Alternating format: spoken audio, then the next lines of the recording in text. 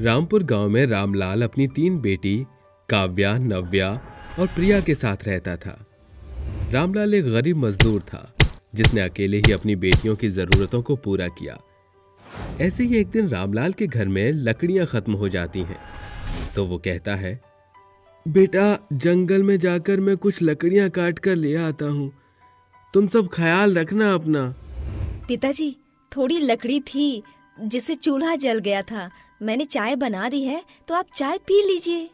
रामलाल चाय पीकर हाथ में कुल्हाड़ी लिए जंगल की ओर निकल जाता है। वहीं दूसरी ओर काव्या, नव्या, प्रिया अपने शैम्पू लेकर गांव की तरफ चली जाती हैं।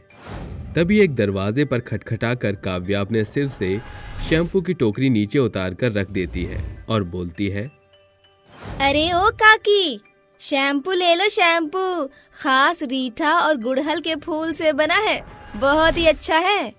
अरे नहीं नहीं, अब मुझे नहीं चाहिए, मेरे बचे खुचे बाल खराब हो गए तो मैं तो टकली हो जाऊंगी, नहीं चाहिए मुझे। अरे काकी, एक बार लगा कर तो देखो। नव्या की बात सुनकर वो काकी खरीद लेती हैं और पहली बोनी होने पर उसे 10 रुपए की छूट भी दे देती है। ये देखकर प्रिया नव्या के कान में धीरे से बोलती है, अरे ये काव्या पागल है क्या, जो पहली बोनी की कमाई के आधे पैसे वापस कर दिए?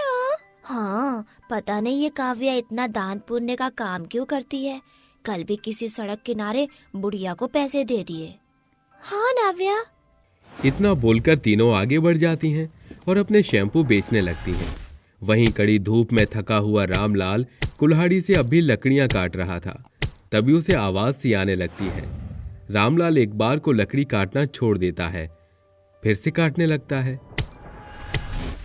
जल्दी से लकड़ियां इकट्ठा कर लूं, बड़ी गर्मी हो रही है। रामलाल लकड़ी काटकर बांधता ही है कि एक भागता हुआ हिरन उसके पास से गुजरता है और वहीं बेहोश हो जाता है। रामलाल उस हिरन को देखकर कहता है, अरे ये हिरन तो बहुत घायल है, किसी ने इसे तीर से घात पहुंचाई है, बहुत खून निकल रहा है। रामलाल ये कहकर उस हिरन के गमछा बांधकर उसे ठेले पर अपने घर ले आता है।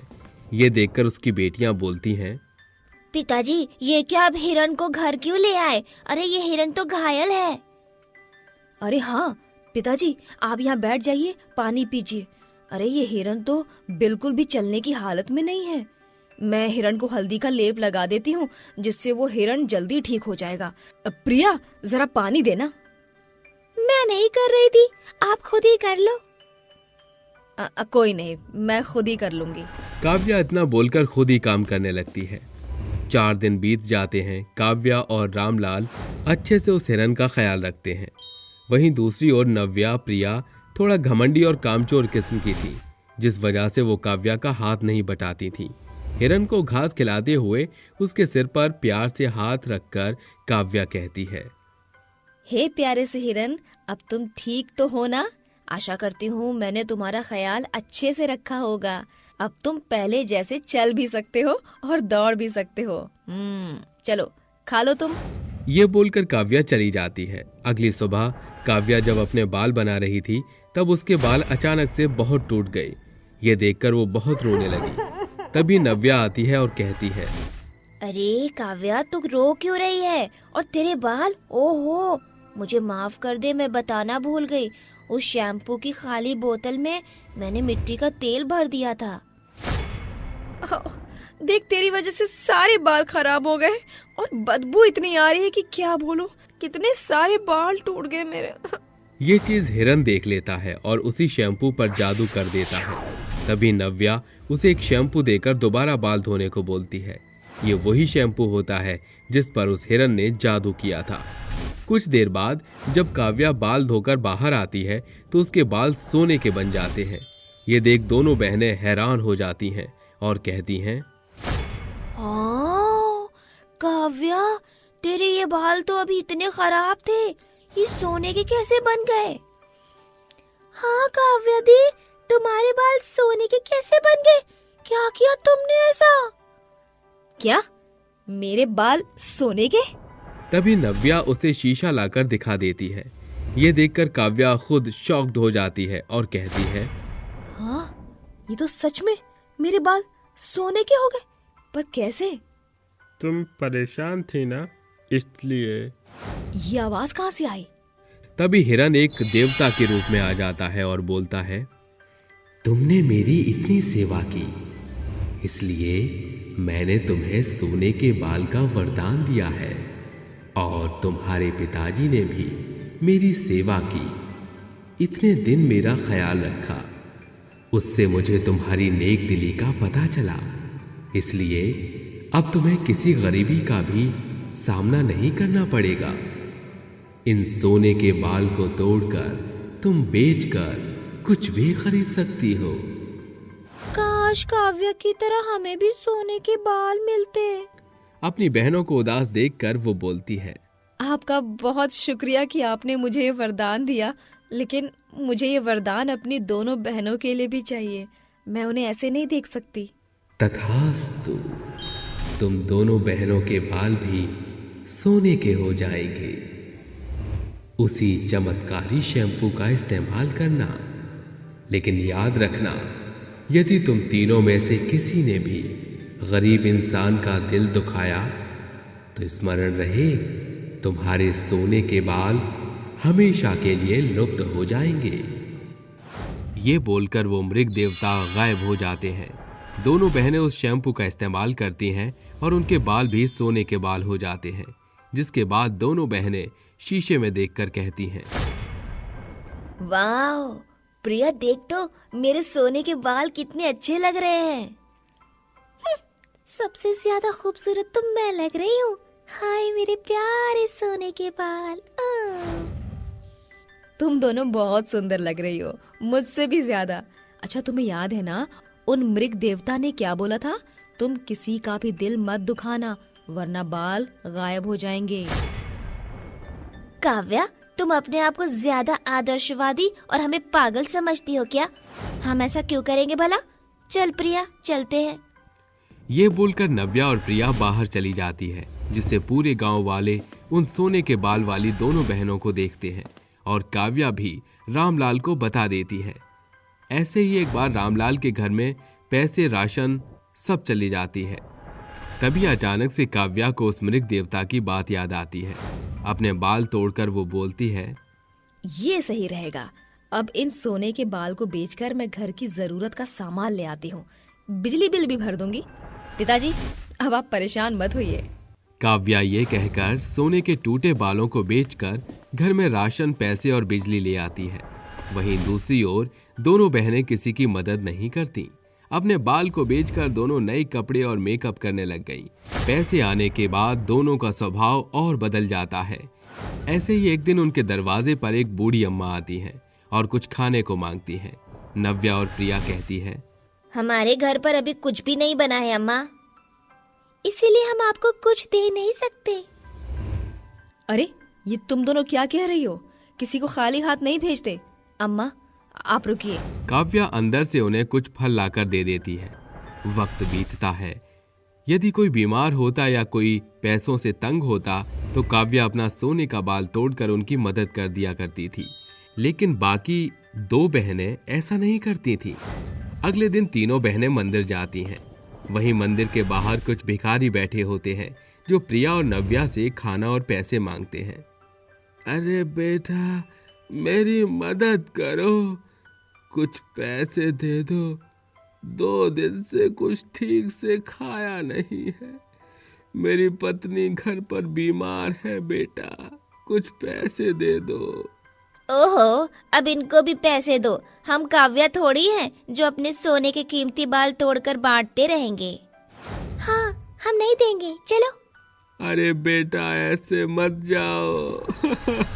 मेरी मदद करो, रहम खाओ मुझ पर। दोनों उस भिखारी की बात को टाल देते हैं। उनका दिल दुखाती है, जिसकी वजह से तुरंत उन दोनों के सोने के बाल गायब हो जाते हैं। तभी काव्या वापस आती है और अपनी दोनों बहनों को देखकर हैरानी से बोलती है, ये क्या? तुम दोनों के सोने के बाल कहाँ गए? अरे हमारे बाल को क्या हुआ?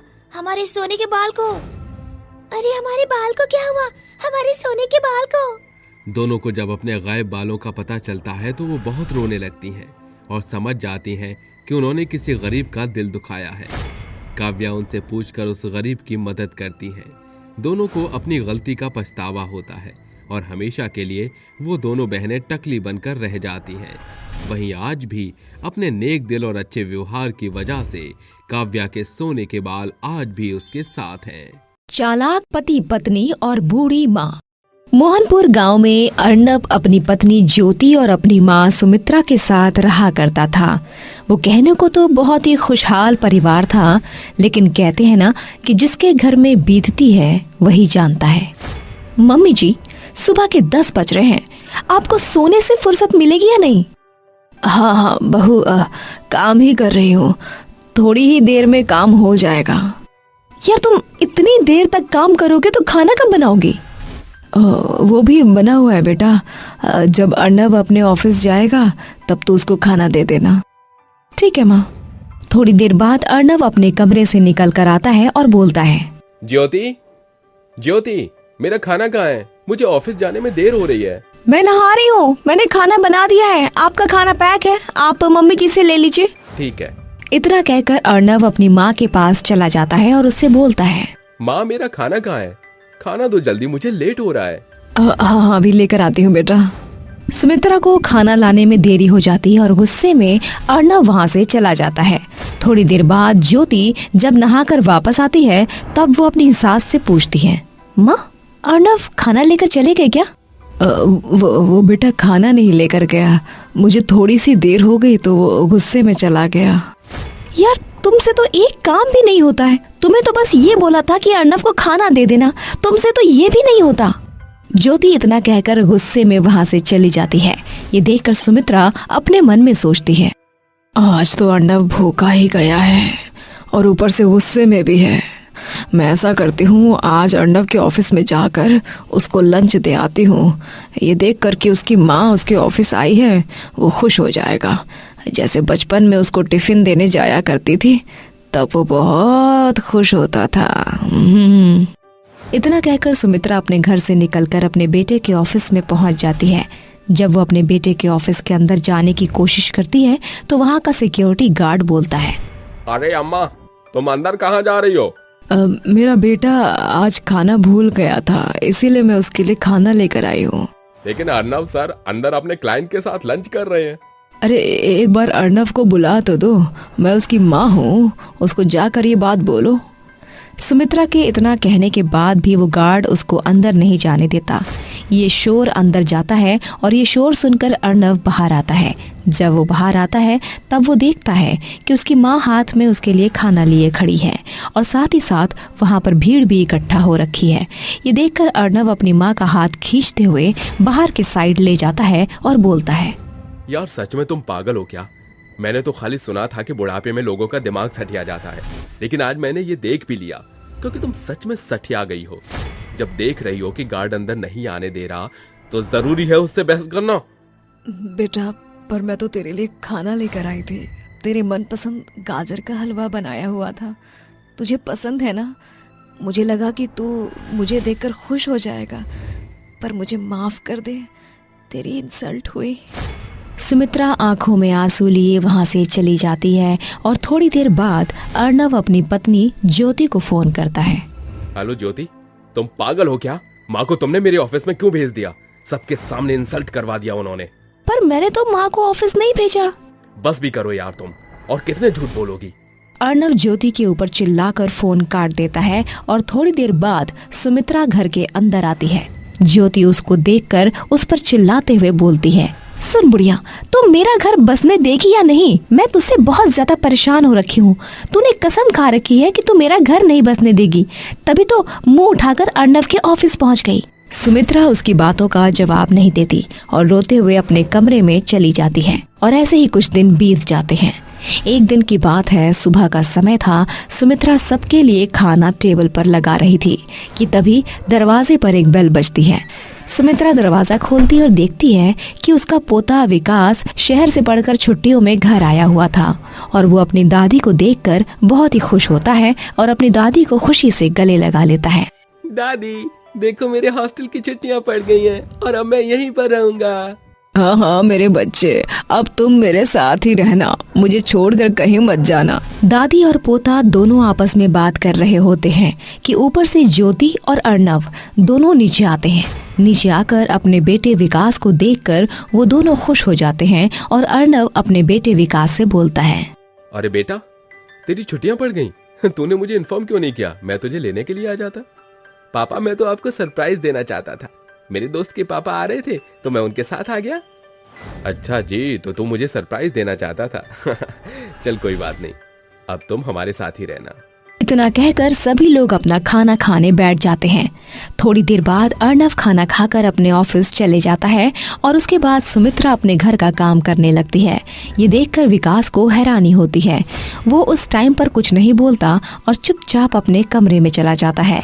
थोड़ी देर बाद उसे अपनी माँ की आवाज आती है, मम्मी जी चाय ला दीजिए, अरे शाम हो रही है, मुझे चाय पीना है। इतना सुनकर विकास बाहर आता है और अपनी माँ से बोलता है, माँ, दादी से क्यों काम करवाते हो? काम तो आपको करना चाहिए। तू चुप कर, तुझे कुछ नहीं पता, समझा? ज्योति विकास को उस समय चुप करवा देती है और शाम को जब अर्णव वापस आता है तब ज्योति अपने पति अर्णव से बोलती है, अर्णव, अब मुझसे तुम्हारी माँ का बोझ नहीं उठाया जाता। एक तो पूरा दिन घर में पड़ी रहेगी, कुछ करने का नाम नहीं लेती, ऊपर से मुझे भी मेरे ऑफिस के काम नहीं करने देती। अब प्लीज यार कुछ तो करो तुम चिंता मत करो, हम कल पिकनिक पर जा रहे हैं। लगता है तुम्हारी माँ के साथ तुम्हारा दिमाग भी सठिया गया है। हाँ? डार्लिंग, तुम गुस्सा क्यों कर रही हो? गुस्सा मत करो, शांत हो जाओ। इतना कहकर सभी लोग सो जाते हैं और अगली सुबह अर्णव सबसे बोलता है, मम्मी, विकास, जल्दी से आप दोनों रेडी हो जाओ, आज हम पिकनिक पर जा रहे हैं। अर्णव की बात सुनकर विकास खुश हो जाता है और थोड़ी देर बाद सभी लोग रेडी होकर पिकनिक के लिए चल देते हैं। थोड़ी देर के बाद अर्णव एक ब्रिज के पास अपनी कार रोक लेता है और अपनी माँ के बाल पकड़कर धक्का देने के लिए खींचकर कार से निकालता है। बेटा बेटा, अर्णव क्या कर रहे हो मेरे साथ? बेटा, मैं तो तुम्हारी माँ हूँ, मुझे इस तरह क्यों मार रहे हो? बुढ़िया, तू माँ नहीं, बोझ है हम पर। अच्छी आप हटिए, इस बुढ़िया को तो मैं अपने हाथों से धक्का दूंगी। सुमित्रा अपनी बहू और बेटे से हाथ जोड़कर अपनी जिंदगी की भीख मांग रही थी, तो वहीं दूसरी तरफ विकास अपने पिता का पैर पकड़कर गिड़गिड़ाते हुए बोलता है, पिताजी, माँ को रोको ना, वरना माँ दादी को मार देंगी। प्लीज पापा, मैं आपके पैर पकड़ रहा हूँ, दादी को मत मारिए। लेकिन वो दोनों पति पत्नी अपने बेटे की बात नहीं सुनते और अपनी माँ को उस ब्रिज से धक्का दे देते हैं, जिस वजह से वो मर जाती है। ये देखकर विकास को बहुत ही गुस्सा आता है और गुस्से में वो पुलिस स्टेशन पहुंच जाता है और अपने माता पिता को अरेस्ट करवा देता है। ये देखकर कि एक छोटा सा बच्चा अपने माता पिता को अरेस्ट करवा रहा है, पुलिस की आंखों में आंसू आ जाते हैं और पुलिस अपनी तरफ से उस बच्चे का ख्याल रखने के लिए एक केयर टेकर अरेंज करवा देते हैं और अब विकास अपने केयर टेकर के साथ खुशी खुशी रहने लगता है। राधा नाम की लड़की के सामने एक भयानक चुड़ैल थी जिसके हाथ कटे हुए थे और वो हवा में उड़ रही थी। साथ ही साथ चुड़ैल के बाल भी हवा में लहरा रहे थे। हे भगवान, तुम कौन हो और तुम मुझे क्यों मार रही हो? मैं यहाँ पर किसी को भी नहीं छोड़ूंगी। जिसके भी हाथ में मेहंदी लगी होगी, मैं उसके हाथ को काट दूंगी और उसके हाथों की माला बनाकर पहन लूंगी। इतना कहकर चुड़ैल राधा के दोनों हाथ काट देती है, जिसके बाद राधा दर्द में चिल्लाने लगती है, बचाओ बचाओ, दर्द हो रहा है, कोई है, कोई मेरी मदद करो। आई। तेरी मदद करने यहाँ पर कोई भी नहीं आएगा। इतना कहकर एक बार फिर चुड़ैल राधा की गर्दन उसके धड़ से अलग कर देती है। राधा की एक भयानक मौत हो जाती है। अगली सुबह कुछ लोग अपने घरों के बाहर निकलते हैं, तब वो राधा की भयानक लाश देखते हैं। उसकी ऐसी मौत को देखकर गांव की मीना अपनी माँ से बोलती है, माँ, ये तो राधा दीदी है, इनकी तो कुछ दिनों के बाद शादी है और आज इनकी ऐसे भयानक मौत हो गई। आखिर इनको इतनी भयानक मौत किसने दी होगी? पता नहीं बेटा, आखिर इसको ऐसी भयानक मौत किसने दी है? इतना कहकर वो सभी लोग वहां से चले जाते हैं और थोड़ी देर बाद रात हो जाती है। एक बार फिर रात को वो चुड़ैल आती है और मीना का दरवाजा खटखटाने लगती है। मीना जैसे ही दरवाजा खोलती है कि तभी वो देखती है कि उसके सामने एक भयानक चुड़ैल खड़ी है। वो देखकर बहुत ही डर जाती है और डर के मारे भागने लगती है, लेकिन वो भागने में कामयाब नहीं हो पाती और चुड़ैल एक बार फिर मीना को अपने जादू से हवा में उड़ा देती है और वो अपने साथ मीना को उड़ाते हुए जंगल की तरफ ले जाती है। और वो चुड़ैल मीना के हाथ को काट देती है और उसके हाथों को अपने गले की माला में लटका देती है। मीना जैसे तैसे अपनी जान बचाकर अपने घर आ जाती है और दर्द में तड़पते हुए अपनी माँ को आवाज लगाती है। माँ, वाह, बचाओ मुझे, माँ मुझे बचाओ। तभी उसकी माँ की आंखें खुल जाती हैं और जब वो बाहर आती है तब वो देखती है कि उसकी बेटी मीरा के दोनों ही हाथ कटे हुए हैं। ये देखकर सुनंदा की आंखें फटी की फटी रह जाती हैं। मीना अपनी माँ को कुछ बता पाती कि तभी वो दर्द के कारण अपना दम तोड़ देती है। अपनी बेटी को अपनी आंखों के सामने मरता हुआ देख सुनंदा मानो पागल सी हो जाती है। वो अपनी बेटी की लाश को अपनी गोद में लिए पुतले की तरह बैठकर रोती रहती है। कुछ समय बाद सुबह हो जाती है और मीना के घर के आगे लोगों की भीड़ इकट्ठा हो जाती है और आपस में सभी गांव वाले बात करने लगते हैं। अरे भैया देखो तो, कौन है जो हमारे गांव की बेटियों को इस तरह मार रहा है? हमें इस मौत के पीछे का राज पता लगाना ही पड़ेगा। हाँ भैया, तुम बिल्कुल सही बोल रहे हो। हमें पता लगाना ही पड़ेगा कि आखिर हमारे गांव में हमारे गांव की लड़कियों को इतनी भयानक मौत कौन मार रहा है। मेरी बेटी की मौत हुई है। मैं अपनी बेटी की मौत का राज जानना चाहती हूँ। इसलिए मैं तुम सभी को ये सलाह देना चाहूंगी कि हमारे गांव की जितनी भी बेटियां हमें छोड़कर जा रही हैं, वो सिर्फ और सिर्फ रात में ही जाती हैं। इसलिए हम सभी गांव वालों को ये पता लगाना होगा कि रात में कौन आता है और हमारी बेटी को मारकर चले जाता है। अगर हमें ये सब जानना है तो हमें रात को जागना पड़ेगा।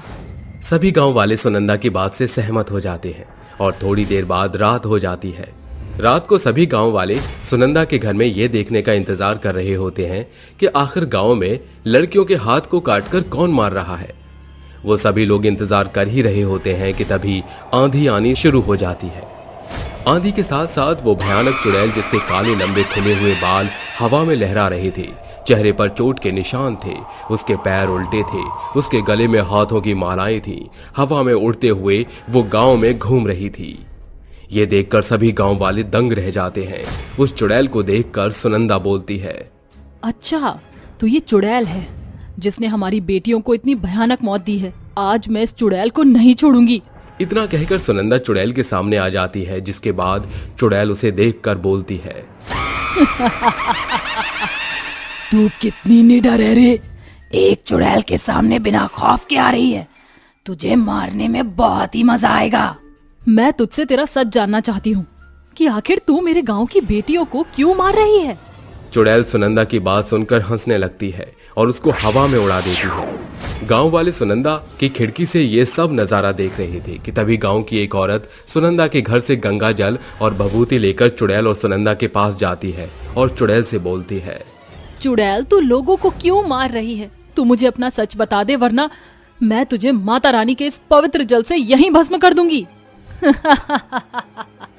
मानना पड़ेगा तुम औरतों को। तुम सभी औरतों में बहुत ही हिम्मत है, तभी तो इस गांव के सभी मर्द चूड़ी पहनकर घर में बैठे हैं और अपनी लुगाइयों को आगे मुझ जैसी भयानक चुड़ैल के सामने भेज दिया। कोई बात नहीं, इस सुनंदा के साथ साथ तू भी मरेगी। चुड़ैल की ये बात सुनकर उस औरत को गुस्सा आ जाता है, जिसके बाद वो भभूति उसके ऊपर फेंक देती है। जैसे ही भभूत उस चुड़ैल के ऊपर जाती है कि तभी वो चुड़ैल तिलमिला उठती है और गुस्से में बोलती है, बताती हूँ। मैं मीनाक्षी नाम की लड़की अपनी माँ नैना के साथ रहती थी। मेरी शादी होने वाली थी। मैं और मेरी माँ मेरी शादी को लेकर बहुत ही खुश थे, लेकिन कुछ लोगों को मेरी खुशियाँ बर्दाश्त नहीं हो सकी। जिस दिन मेरी मेहंदी की रस्म थी, उस दिन कुछ लोगों ने मेरी मेहंदी के अंदर एसिड डाल दिया था और जब मैंने वो मेहंदी अपने हाथों में लगाई तो मेरे हाथ जलने लगे। मैं अपने हाथों पर पानी डाल लिया, मेहंदी चुरा ली, लेकिन फिर भी मेरा दर्द नहीं गया।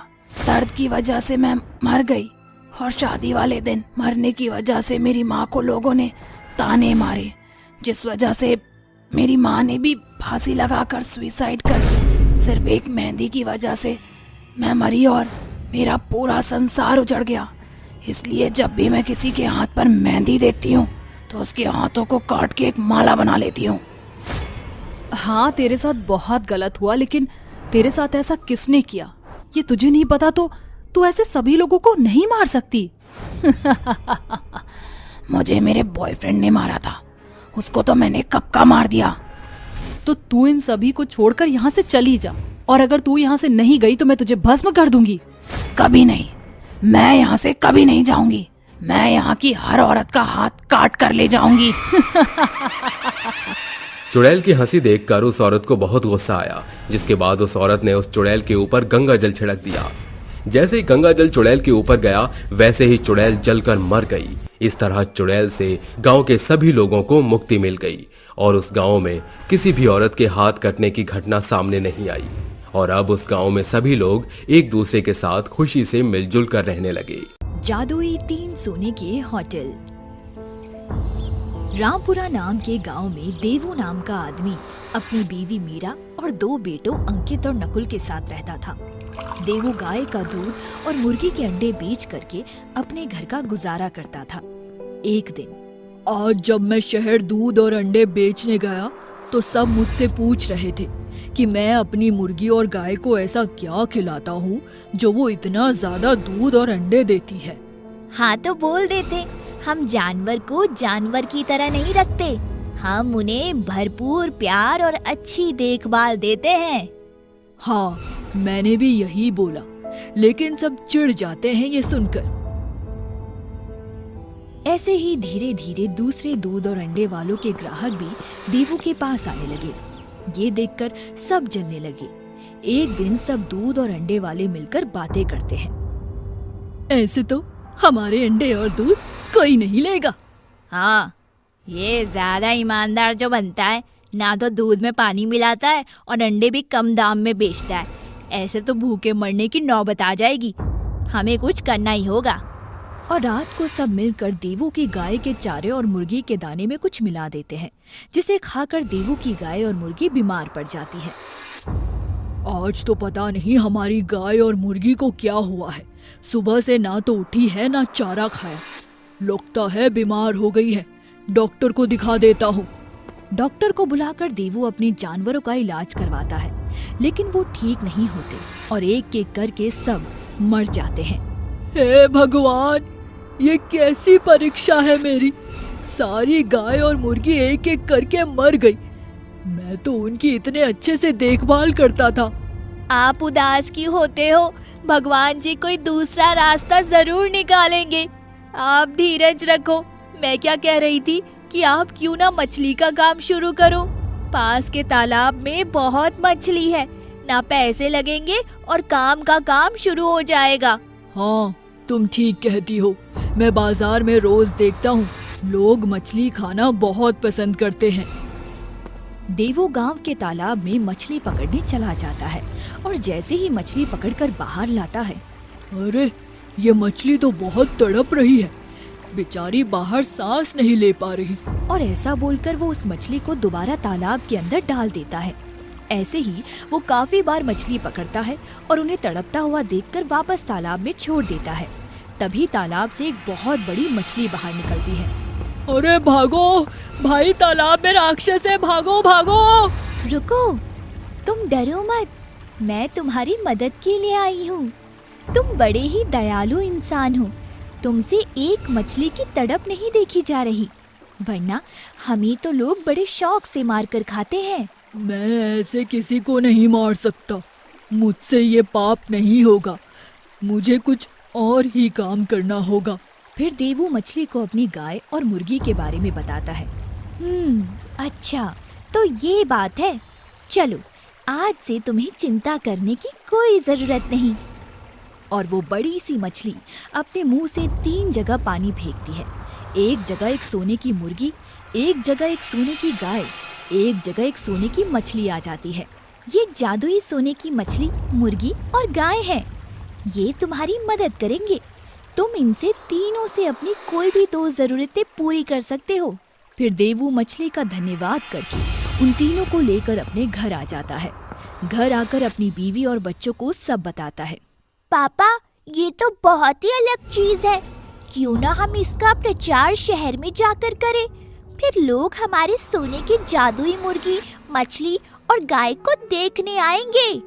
ये तो तुमने सही कहा, लेकिन मछली ने कहा था ये जादुई, इनका जादू क्या है ये नहीं बताया।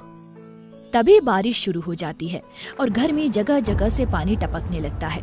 तभी मीरा बोलती है, ये सोने के जानवर ले आए, भला इनका क्या होगा? अगर मांगना था तो पैसा और एक अच्छा सा बड़ा सा घर ही मांग लेते। अब ये देखो बारिश में क्या हाल हो रहा है, पूरे का पूरा घर पानी से टप टप करने लगा। पापा, ये सब जादुई सोने के जानवर है, तो ये जादू से एक बड़ा घर नहीं बन सकते क्या? हाँ हाँ, ये बड़ा घर क्यों, ये होटल भी बन सकती है। कुछ भी बोलते हो बेटा। तभी जादुई सोने की मुर्गी, गाय और मछली एक होटल में बदल जाती है। ये सब देखकर सब हैरान हो जाते हैं। अरे ये मैं क्या देख रही हूँ, ये तो सच में एक होटल बन गए। चलो इनके अंदर जाकर देखते हैं। पहले सब जादुई सोने की मुर्गी होटल में जाते हैं।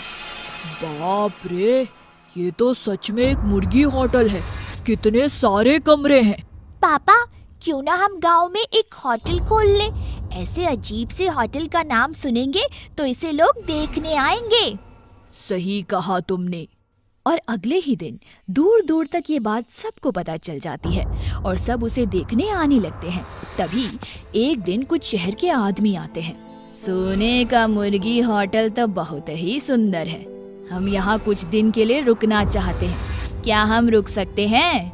हाँ, रुक तो सकते हो, लेकिन एक बार मैं अपनी बीवी से पता कर लूं। उसकी बीवी जादुई सोने की मछली होटल की सफाई कर रही थी। तुम यहाँ सफाई में लगी हो, वहाँ शहर से कुछ लोग आए हैं और सोने की मुर्गी होटल में रुकने की बात बोल रहे हैं। मैंने उन्हें हाँ तो बोल दिया, लेकिन इतने सारे बिस्तर कहाँ से लाएंगे? देवू के इतना बोलते ही वहाँ बहुत सारे बिस्तर आ जाते हैं। अरे वाह, ये तो बहुत अच्छा हुआ। बड़ी मछली ने कहा था कि इन तीनों जादुई सोने के जानवरों से मैं किसी भी 2 तरह की जरूरत पूरी करवा सकता हूँ। ये जादुई सोने की मछली होटल, आप हमें कुछ और बिस्तर दे दो जिससे हम तीनों होटल को रहने के लिए तैयार कर सके। और देवू के बोलते ही वहाँ बिस्तर का ढेर लग जाता है और देवू तीनों होटल में बिस्तर बिछा देता है और शहर के लोग वहाँ रुक जाते हैं। थोड़ी देर बाद सबको भूख लगती है। देवू सर, आपने अपने होटल में खाने की व्यवस्था नहीं रखी क्या? ऐसे तो हम भूखे मर जाएंगे। यहाँ गांव में तो कुछ खाने का भी नहीं मिलेगा। देवू जादुई सोने की गाय होटल के पास भाग कर जाता है। ए जादुई सोने की गाय होटल, तुम मेरी मदद कर दो। मछली होटल ने मुझे लोगों के रहने के लिए बिस्तर दे दिए। आप अगर उनके खाने का इंतजाम कर दो तो बहुत मेहरबानी होगी। और देवू के ऐसा बोलते ही वहाँ ढेर सारा खाना आ जाता है और शहर के लोग खाना खाकर बहुत खुश होते हैं। और कुछ दिन रुकने के बाद सब जाते वक्त देवू को पैसे देकर जाते हैं। अब से हम इन होटल में सब सुविधा कर देंगे ताकि आने वाले लोगों को किसी तरह की कोई तकलीफ ना हो, लेकिन इसके लिए बहुत पैसा लगेगा। मैं एक बार मुर्गी होटल से भी मदद मांगता हूँ। ये जादुई सोने की मुर्गी, मुझे आप सब जादुई सोने के होटल को और अच्छे से तैयार करना है और उसके लिए मुझे पैसों की जरूरत होगी। अगर तुम मेरी मदद कर देती तो अच्छा होता। देवू के ऐसा बोलते ही मुर्गी होटल एक सोने का अंडा देती है। उसे बेचकर देवू तीनों जादुई सोने की होटल को और भी सुंदर बना देता है। अब और भी दूर दूर से लोग वहाँ आने लगे। एक दिन अब हमारे जादुई सोने की होटल में काम बहुत बढ़ गया है, बहुत लोग आने लगे हैं। पूरा दिन थक जाता हूँ। मैं सोच रहा था क्यों ना अपने गांव के लोगों को यहाँ काम पर रख लूं। कितने लोग हैं जो रोज शहर में मजदूरी के लिए जाते हैं। गांव में काम करेंगे तो अच्छा होगा और उनको अच्छे पैसे भी दे दूंगा। बोल तो आप ठीक रहे हो, कल ही जाकर कुछ लोगों से बात कर लेना। अगले दिन देवू गांव के कुछ लोगों से बात करता है और वो लोग उसके जादुई सोने की होटल में काम करने के लिए मान जाते हैं। और अब देवू का काम और आसान हो गया। इससे गांव के लोगों को रोजगार भी मिल गया और देवू को राहत की सांस भी।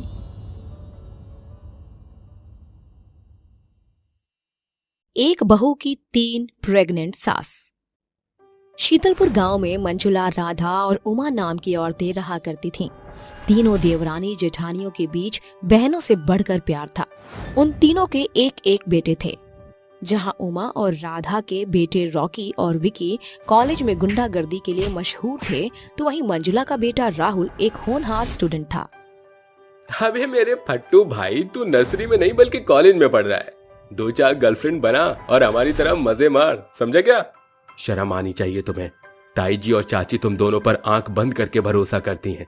जब उन्हें तुम्हारी करतूतें पता चलेंगी तो उन पर क्या बीतेगी। देख मेरे भाई, आज का जमाना स्वामी टाइप बनकर रहने का नहीं, बल्कि हरामी टाइप का बनने का है। समझा मेरे चश्मे बदूर? अब वक्त आ गया है जब हमें अपने बेटों के घर बसाने के बारे में सोचना चाहिए। जीजी, वक्त कितनी जल्दी गुजर गया ना। ऐसा लगता है कुछ ही दिनों पहले तो हम तीनों भी बहू बनकर आई थी।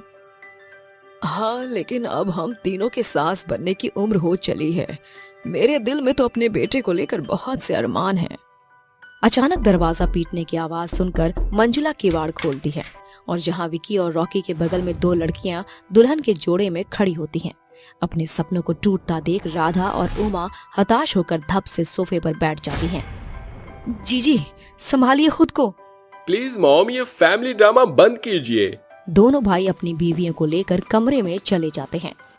9 महीने जिन्हें अपनी कोख में रखकर इतनी तकलीफ सही और उन्हें इस दुनिया में लाए, आज उन्हीं बेटों ने हमें ये दिन दिखाया।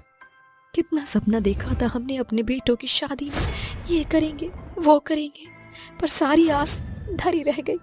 सवेरा होते ही दोनों बहुएं शॉर्ट नाइटी पहने अंगड़ाई लेते हुए कमरे से बाहर निकलकर कहती हैं, सासू mom, where it's our coffee. अरे बेशर्मो, शर्म लिहाज धोकर पी गई हो क्या, जो अधनंगे कपड़े पहने पूरे घर में डोल रही हो? ओफ सासू मॉम, हम मॉडर्न जमाने की लड़कियां हैं, क्या खराबी हमारे कपड़ों में है? Leave this point. अब जल्दी से हमारे लिए कॉफी बनाइए, समझी?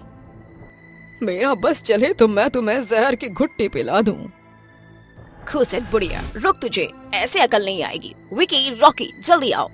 What's the problem? इतना शोर शराबा क्यों मचा हुआ है? सासू माँ ने हमें डांटा। माँ, चाची, आपकी जुर्रत कैसे हुई हमारी वाइफ को रुलाने की? आपकी वजह से इनकी आंखों में आंसू आए हैं। चलिए आगे बढ़कर इनसे माफी मांगिए। वाह बेटा, क्या खूब कर्ज चुकाया तूने अपनी माँ के दूध का। अपनी बीवियों के मगरमच्छ के आंसू के आगे तुम्हें अपनी माँ का दर्द नहीं दिखा? बहू के कारण उनके बीच खूब खटर पटर होती है। बस बहुत हो गया, अब ये रोना धोना बंद कीजिए। हमें हमारी प्रॉपर्टी के शेयर दे दीजिए, हमें आपके साथ नहीं रहना। दोनों भाई अपने हिस्से का पैसा लेकर अपनी बीवियों के साथ घर छोड़ देते हैं। जीजी, संभालिए खुद को। सोचा था हमारे बेटे हमारे बुढ़ापे का सहारा बनेंगे, लेकिन 2 दिन के बने रिश्ते के लिए उन्होंने सालों का रिश्ता पल भर में तोड़ दिया। कैसी बेबस माँ है हम, जो न अपने बेटे की शादी का अरमान पूरा कर सके और न आज हमारे बेटे हमारे साथ है। किसने कहा कि आपका बेटा आपके पास नहीं है? कन्हैया को देवकी ने पैदा किया और यशोदा मैया ने पाला। भले ही मुझे मंजुला माँ ने जन्म दिया, लेकिन आप दोनों के लिए भी मेरे मन में माँ से बढ़कर दर्जा और सम्मान है। समय के साथ दोनों अपने बेटों को भूलकर राहुल को ही अपना बेटा मान बैठती हैं। फिर तीनों राहुल के लिए एक से एक रिश्ते तलाशती हैं।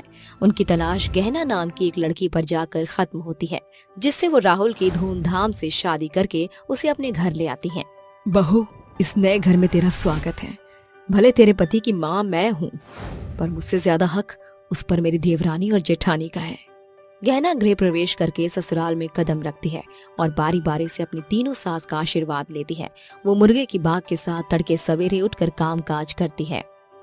बहू के आ जाने से आज हमारा घर एकदम हीरे की तरह चमक रहा है। मेरी प्यारी सासू माँ, जल्दी से टेबल पर बैठ जाइए, मैंने आप तीनों का मनपसंद खाना बनाया है। तीनों सास खाना खाकर उसकी खूब वाहवाही करती हैं और कोई उसे सोने के कंगन तो कोई उसे रुपयों की भेंट देती है। जब से तू इस घर में बहू बनकर आई है, इस बेजान घर में जैसे जान पड़ गई है। बस अब जल्दी से अपनी तीनों सास को खेलने के लिए खिलौना दे दे। सास की ख्वाहिश सुन गहना का चेहरा शर्म से लाल हो जाता है। वक्त गुजरता है, उसकी शादी को साल लग जाता है। बहू को आए साल भर होने को है, लेकिन अब तक कोई भी किलकारी नहीं गूंजी। मुझे लगता है हमें एक बार बहू को डॉक्टर के पास लेकर जाना चाहिए। तीनों उसे डॉक्टर के पास लेकर जाती हैं, जहां डॉक्टर गहना का अनेकों टेस्ट करते हैं। आप तीनों पेशेंट की क्या लगती हैं? जी हम तीनों ही इसकी सास हैं। जी हम तीनों ही इसकी सास हैं। जी हम तीनों ही इसकी सास हैं। देखिए, बड़े दुख के साथ मुझे कहना पड़ रहा है कि आपकी बहू कभी माँ नहीं बन सकती। इनके अंदर माँ बनने की काबिलियत नहीं है। डॉक्टर, ये आप क्या कह रहे हैं? तीनों इस खबर से काफी मायूस होती हैं और अपनी बहू की खातिर खुद प्रेग्नेंट होने का फैसला लेती हैं। क्या हम में से कोई माँ बन सकता है? जी हाँ, एक औरत 50 साल की उम्र तक कंसीव कर सकती है। यह आपके हार्मोन के ऊपर डिपेंड करता है। डॉक्टर की दी गई सलाह से तीनों अपनी कोशिश करती हैं और वो तीनों ही एक साथ गर्भवती हो जाती हैं। ये खबर उनकी बहुओं को पता लगते ही वो आ धमकती हैं। हेलो हमारी प्यारी प्रेग्नेंट सासू माँ, कैसी हैं आप? तुम दोनों अब यहाँ क्या लेने आई हो? हम अच्छे से जानते हैं कि आपकी बहू गहना कभी माँ नहीं बन सकती, इसलिए आप तीनों प्रेग्नेंट हुई हैं। ये गंवार गहना 3 बच्चों को कैसे संभालेगी? हमने तो सोचा था कि बेबी अडॉप्ट कर लेंगे ताकि हमारा फिगर खराब ना हो, और फिर हमने सोचा क्यों ना अपनी प्रेग्नेंट सास के बच्चे ही ले ले, ऐसे आपका बोझ हल्का हो जाएगा।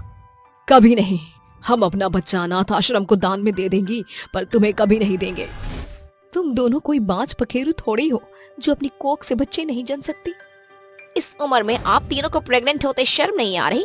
गुब्बारे जैसा पेट लेकर बाहर निकलेंगी तो लोग क्या कहेंगे, इतना तो सोचती। कितना अजीब लगेगा जब दादी माँ सुनने की उम्र में आप तीनों माँ सुनेंगी। How funny. अरे तुम्हें शर्म नहीं आई एक बेटे को उसकी माँ से इस उम्र में अलग करते?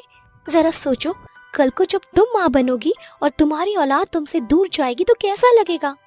गहना की बात से दोनों अपने किए के लिए पछतावा करते हुए अपनी सास से माफी मांग कर कहती हैं, आई एम सॉरी सासू माँ, हम एक अच्छी बहू नहीं बन पाए, हमें माफ कर दीजिए। तीनों प्रेग्नेंट सास अपनी बहू के गले लग जाती हैं और अब तीनों बहुएं अपनी प्रेग्नेंट सास का खूब खास ख्याल रखती हैं और 9 महीने पूरा होने के बाद वो तीनों प्रेग्नेंट सास दोबारा से तीनों बेटों को जन्म देती हैं। कहना बहू, इन पे सिर्फ तेरा अधिकार है। आजकल के जमाने में जब बहुओं को बच्चा नहीं होता तो उनकी सास उन्हें घर से खदेड़ देती है, लेकिन आप तीनों ने न सिर्फ मुझे प्यार दिया बल्कि अपने सर माथे बिठाया, मेरे लिए इस उम्र में प्रेग्नेंट हुई और ये तकलीफ सहकर इन्हें जन्म दिया। मैं जीवन भर आपकी एहसानमंद हूँ। वो एक बच्चा अपनी देवरानी जेठानी को सौंप कर एक बच्चा अपने पास रख लेती है और सभी हंसी खुशी एक नई शुरुआत करते हैं।